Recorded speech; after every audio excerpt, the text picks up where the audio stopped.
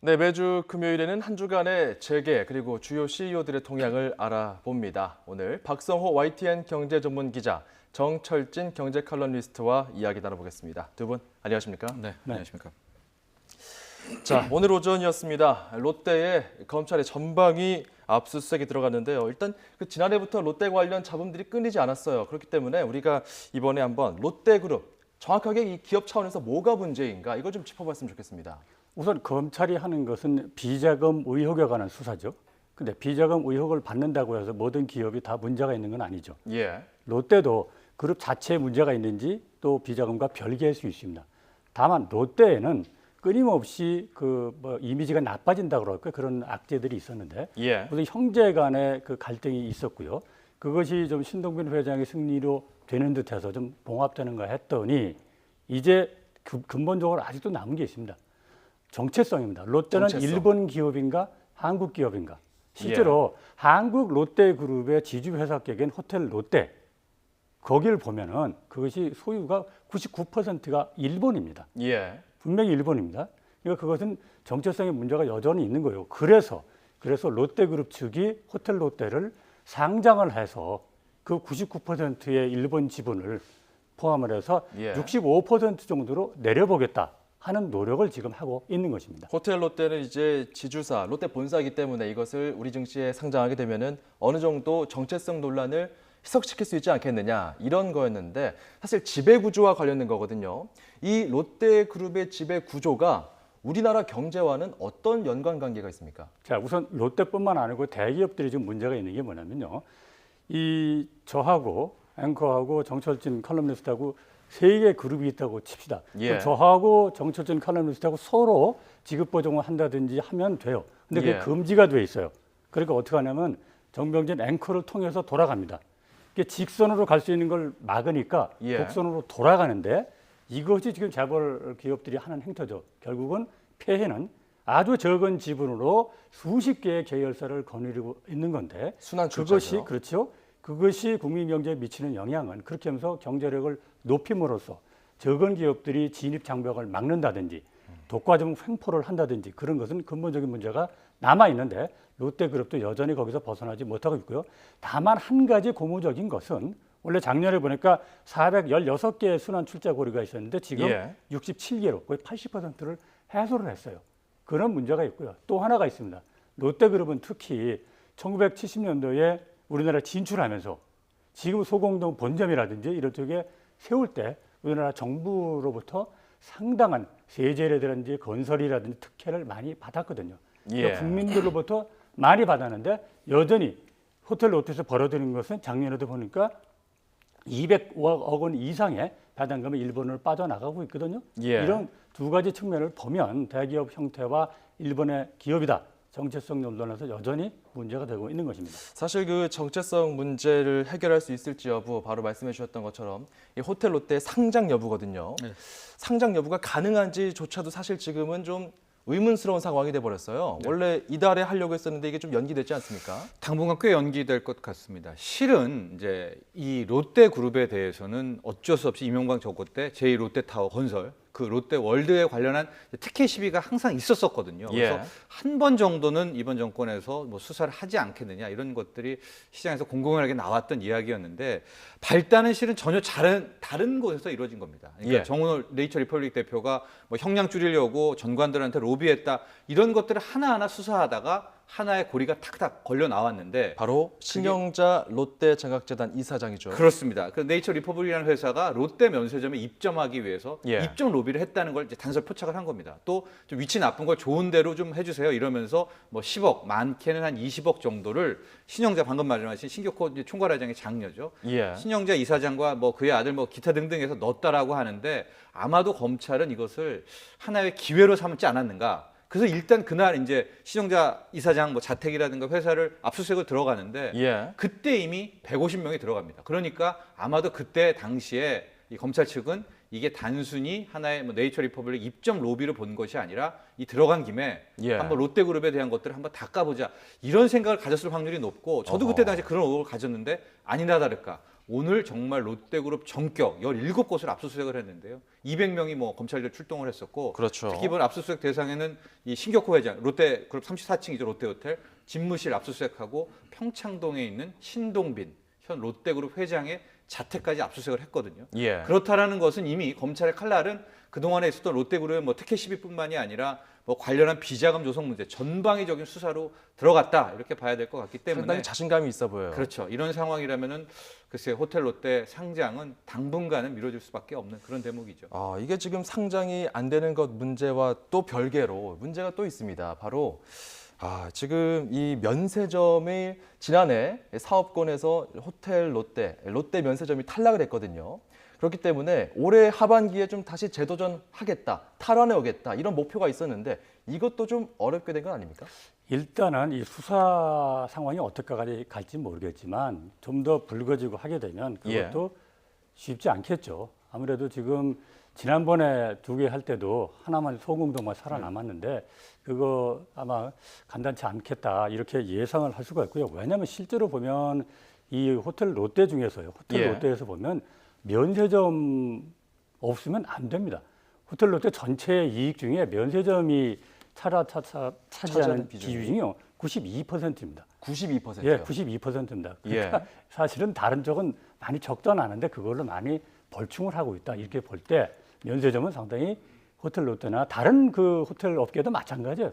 너무나 중요한데 어렵게 생긴다 이렇게 볼 수 있죠. 게다가 지금 검찰이 공공연하게 밝히고 있는 게 이번 수사가 비자금 수사이기도 하지만은 그 이명박 정권 때 있었던 그 롯데타워 그때 인허가에 대한 특혜 시비를 얘기하고 있거든요. 근데 이제 하반기에 롯데 쪽에서 면세점 사업으로 승인받고 싶어하는 것이 바로 그 제2 롯데월드타워점에다가 면세점을 넣고 싶어하기 때문에 근로 신청을 할 거란 말이죠. 그러니까 이게 여론에 굉장히 막히고 수밖에 없죠. 특혜 시비가 있는 그곳에 또 하나의 면세점을 준다.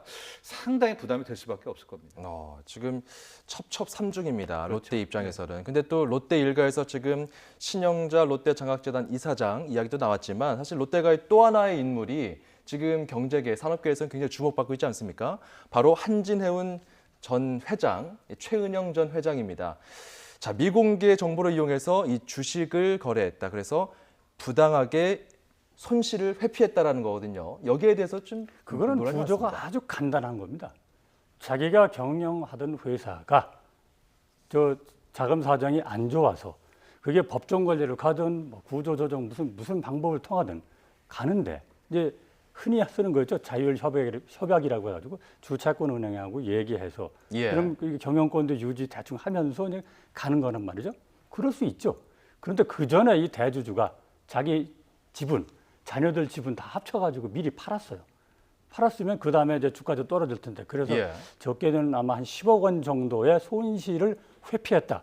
이렇게 지금 보여지고 있는데 손실 회피란 얘기는 거꾸로 뒤집으면 이득이죠. 부당 이득이 될 수가 있는 거죠. 그래서 그거는 뭐 돈의 액수도 문제이겠지만 그런 행위 자체는 경제 정의에 엄청나게 어긋나는 일이고 만약 이것이 해외에서 특히 미국 같은 데서 발생했다.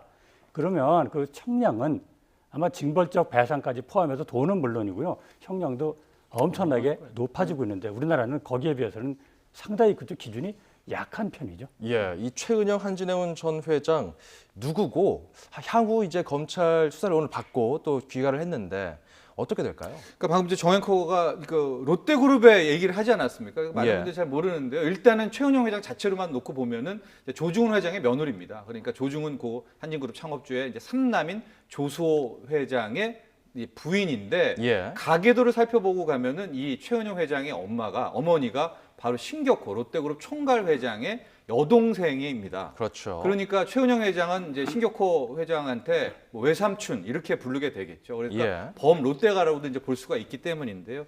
최은영 회장 같은 경우에는 단순히 원래는 이 경영에 개입하지는 않았었습니다. 근데 이제 남편이죠. 조수호 전 한진해운 회장이 이제 사망을 하게 됩니다. 2006년에 사별하게 됐죠. 네, 사별을 하게 되고 그때 당시에 이제 그렇다면 이 한진해운이라는 이 좋은 회사를 당시에 굉장히 좋았거든요.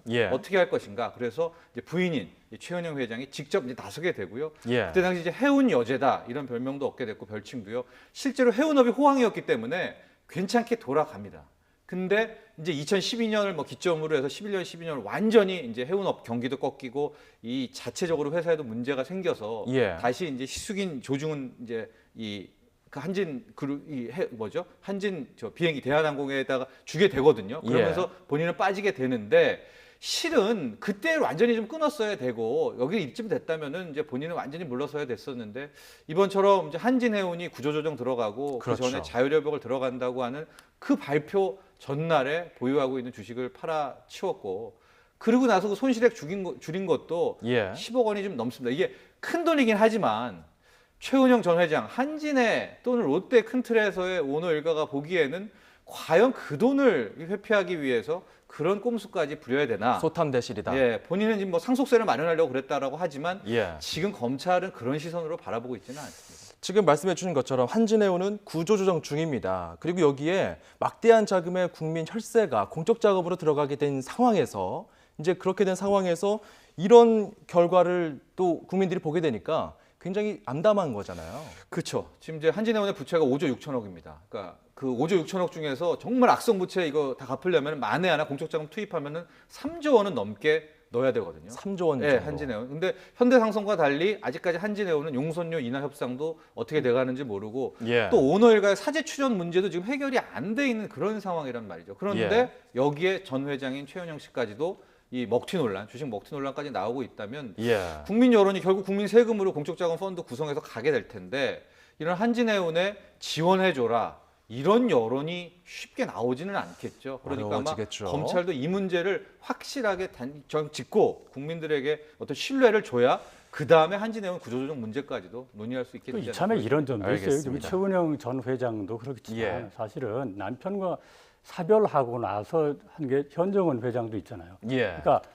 또 뭐 위원회 여성이라는 말씀드리기 좀 조심스럽습니다만은 어쨌든 간에 경영을 맡았을 때는 경영 능력이 좀 검증이 되거나 그 전에도 좀 경험이 있어야 돼. 그런 거 없이 뛰어들었다가 좀 이런 것은 문제가 좀 있지 않나 이런 생각도 자, 그리고 또 바로 이어서 한국은행 기준금리 인하 이야기도 좀 해보도록 하겠습니다. 이주열 한국은행 총재가 있는 상황에서 물론 금융통화위원들이 전체적으로 의견을 내긴 하지만 이 한은 총재의 입장이 굉장히 영향을 주잖아요. 이런 상황에서 전격적으로 금리 인하를 단행했습니다. 깜짝 인하였는데 배경은 여러 가지 해석이 나옵니다. 어떻게 정리할 수 있을까요? 우선 구조조정 같은 거 하게 되면 실업도 늘고 경기가 더 내려갈 수가 있잖아요. 그러면 경기를 띄우는 데는 두 가지 방향이 있어요. 크게 금리를 내리든지 아니면 재정을 많이 풀든지 하는 건데 이번에는 한국은행이 좀 선제적으로 한 겁니다. 금리를 내렸으면 금리만 내리고 가만히 있는 게 아니에요.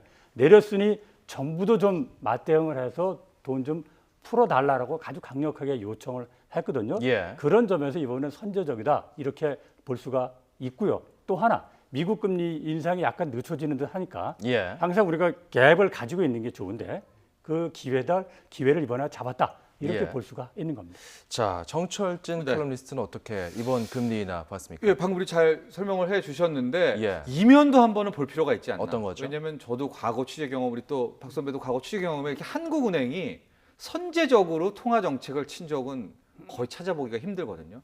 게다가 미국 금리 인상이 있음에도 불구하고 이렇게 발빠르게 금리 인하했다는 것은 저는 뭔가 또 다른 확신을 얻었을 것이라고 보는데 아마도 그게 이제 얼마 전이었죠. 미국 재무장관 제이콥 루와 한국은행에서 만난 적이 있었거든요. 그랬죠. 그때 당시에 우리는 알 수 없는 비공개 회동이어서 뭔가 사인이 있었다. 그래서 제가 보기에는 뭐 한미 통화 수합 정도. 그러니까 이렇게 한국은행이 금리를 내리고 뭘 하더라도 막 달러 강세가 나고 나중처럼 달러 가뭄은 없는 정도의 뭔가 하나에는 보험은 드러났지 않았겠는가. 그런 좀 추측을 해봅니다. 그 자신감에서 바로 금리 인하까지 나오게 됐다. 어느 정도를 달러를 보완해 줄 수 있는 통화 스와프 협정 같은 것들을 좀 이야기가 오가지 않았겠는가. 그렇죠. 아니면 그런 미국 정도 금리 수준에. 인상에 대한 뭐라도요. 이런 걸 알았기 때문에 나섰겠지. 상당히 지금 뭐 변곡점이거든요. 여기에서 한국은행이 치고 나갔다는 것은 이례적이에요. 이건 정말 이례적입니다. 알겠습니다. 자, 참 다뤄야 될 이야기들이 많은데 시간 관계상 여기까지 줄여야 될 것 같습니다. 금리 인하도 금리 인하지만 무엇보다 우리 산업 구조적인 체질 개선을 하고 있는 상황에서 앞으로 우리 국민들에게 좀 더 납득이 될 수 있는 결과들 많이 나왔으면 좋겠습니다. 지금까지 박성호 YTN 경제전문기자 정철진 경제 칼럼니스트였습니다. 고맙습니다.